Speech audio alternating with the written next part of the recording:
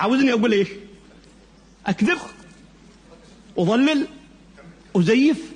في رئيس في الدولة الشرعي ما يطلع لشعبه يقول لهم ايش قاعد يصير في البلد؟ يا حمدي عيب يا جماعة، عيب عليكم، احترمونا، احترموا المواطن العربي. كل شوي رايحين ايران يا اخي، خليتونا كلنا ايرانيين.